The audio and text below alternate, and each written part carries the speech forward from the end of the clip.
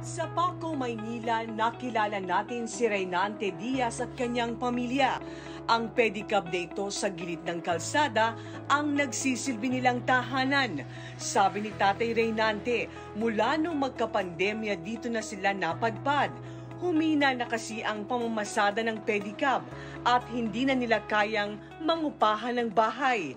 Buti na lang, may nagtiwala at nagpapapasada ng pedicab sa kanya at ito na rin ang naging tahanan nilang pamilya. Wala na po kami pang-upay. Ang iupa namin ng bahay.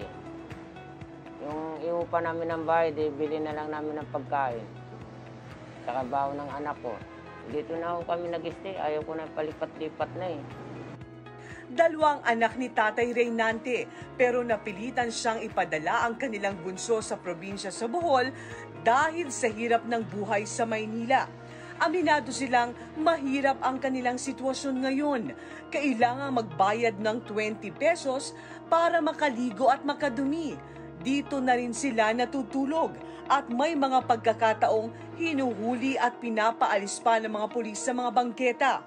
Pero ang pamilya Diaz, kahit hirap sa kalagayan, pinipilit pa rin lumaban sa buhay.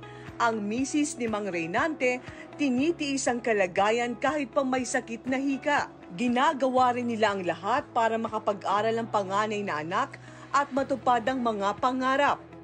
Kasi sa amin, kaya pa naman natin. Gusto ko kasi makatapos eh. Kasi yun lang naman yung kayamanan na ibibigay namin sa kanya. Hindi na bali kami kasi matanda na kami. Sobra po. Hindi namin kaya ibigay yung mga pangangailangan iba. Grade 4 na si Reynante. Pero noong magkapandemya, tila nawala na rin siya ng ganang mag-aral. Lalo pa at wala siyang cellphone o gadget na magagamit sa online class. Kaya higit 2 taon din siyang hindi nakapasok sa eskwela. Sa kabila ng kanilang kalagayan ngayon, isa lang ang hiling ng mag-asawang Diaz para sa kanilang anak na si Reynan, ang magkaroon ng cellphone, tablet o gadget na magagamit sa online class. Kahit kasi face-to-face na ang klase, may online class din sila tuwing Biyernes. Kaya ang panawagan ni Reynante para sa pag-aaral ng kanyang anak, gusto ko po yung mananawagan po ako yung nakakatulong po sa anak ko pag-aaral. Kailangan niya yung pangangailangan sa school, gamit niya. Yung lang yung mayroon siyang tablet. Masaya na po kami ron. Basta may gagamitin na sa tuwing Biyernes.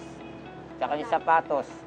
Pangarap ng batang si Reyna na makapagtapos ng pag-aaral at maging isang engineer. At balang araw ay maipagpatayo na rin ng sariling tahanan ang kanilang pamilya.